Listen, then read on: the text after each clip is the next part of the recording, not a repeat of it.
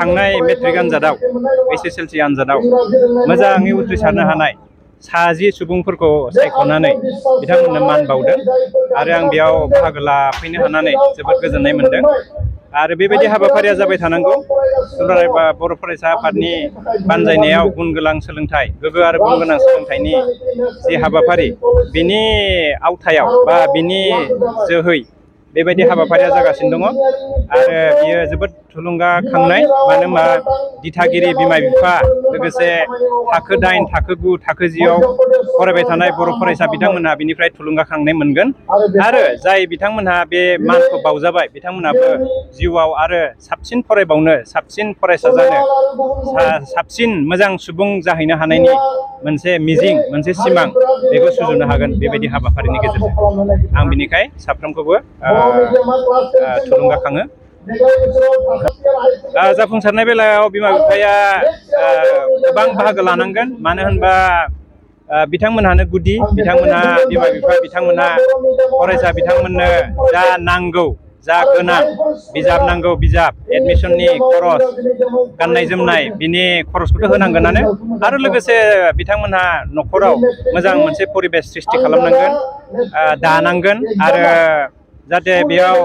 बिमा बिफाया न'खराव दाङाबाजि एबा नांलाय खमलाय एबा लोंनाय जानाय बेफोरखौ कन्ट्रल खालामनानै गथ'नो मोजां पेरेन्टिं बा मोजां बिमा बिफानि फाव लानानै मोजां दैदेनो आरो बिथांमोनखौ सुबुरुन होयो जे फोरोंगिरिफोरनिफ्राय बा फरायसा आफादनिफ्राय जोंहा गोबां बेबायदि आफादफोर दङ बर' थुनलाइ आफाद बिथांमोनजों खाथि सोमोन्दो लाखिनानै जिउआव बोरै जाफुंसार जाहैनो हागोन बिनि थाखाय गाव गावनि गथ' गथायखौ बिमा बिफाफ्रा थुलुंगा होनांगौ एडभाइस होनांगौ आरो लामा दिन्थिनांगौ आं बिदि सानो। सांग्रां जानांगोन जोबोद मोजां सोंथि बे सोंथिया। आथिखालाव जोङो मबाइलनि जि गोहोम एबा गाज्रि मोनसे थासारिनि गोहोम बेफोरबायदियावबो गाब्रहैनायखौ जों नुनो मोनो। बेफोरनिफ्राय जों जानगाराव थानो हानांगोन। आं सानो जों दा बर' फरायसा आफादा जेरैबायदि बिफाव लागासिनो दं जेरैबायदि हाबाफारि लागासिनो दं जोङो बोरैहाय मबाइलनिफ्राय गावखौ बासायगोन गाज्रि लोगोफोरनिफ्राय बोरै बासायगोन बेफोरबायदि हाबाफारिखौ लाबाय थादों आरो फरायसाफ्रा गावसोरबो गावनाव सोंना नायनांगोन जे गाव मोजां खामानि मावगासिनो दं ना गाज्रि खामानि मावगासिनो दं। मोजां लोगोजों लोगो जानो नाजानांगोन मोजां बिजाब फरायनांगोन जेरैहाय आब्दुल कालामनि बिजाब दं बिबेकानन्दनि बिजाब दङ बायदिसिना बेफोरबायदि मोजां मोजां बिजाबफोरखौ फरायनानै बिसोरो गाव केरेक्टार दानाय गावनि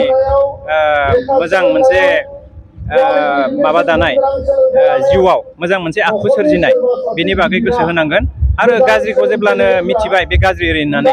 लोगो लोगो बेनिफ्राय गोजान जानगार जानाय आरो गावखौ सुद्रायनाय गावखौ कन्ट्रल खालामनाय मोजां लोगो सिनायनाय मोजां बिजाब फरायनाय फोरोंगिरिफोरनिफ्राय एडभाइस लानाय गिदिर गोलावनिफ्राय एडभाइस लानाय बिनि गेजेरजों आवगायलाङोबा बिसोर गावखौ बासायनो हागोन आरो गोजौआव थांबाय थानो हागोन आं बेबायदि सानो। आं बुंनो सानो बेफोरो मेटेरियेलिस्टिक नोङो मबाइल दामि लुबैनाय बाइक दामि लुबैनाय बेफोरो जोंखौ गोजौआव लाङा बेयो जोंखौ बिपदाव खोख्लैगोन आरो बिमा बिफाया थाखा बुरजा ओरैनो नंबां जाबां खरस खालामनांगोन बे जोंनि थाखाय मोजां नङा आरो फरायसाया जुदि माबा मोनसे मबाइलजोंनो सोलिनो हायोबा बा फिसा स्कुटि बा बाइकजोंनो सोलिनो हायोबा बेयाव माने दामि गारि बायनायनि दामि मबाइल बायनायनि जेबो गोनांथि गैया। मात्र बिनि इरादा एबा साननाया थिग थानांगोन सानदांथिया जे आङो सोलोंनांगौ आङो गावनि केरेक्टार जानांगौ आङो मोजां फरायसा जानांगौ आंहा थांखिखौ सहैनांगौ। दा बेयो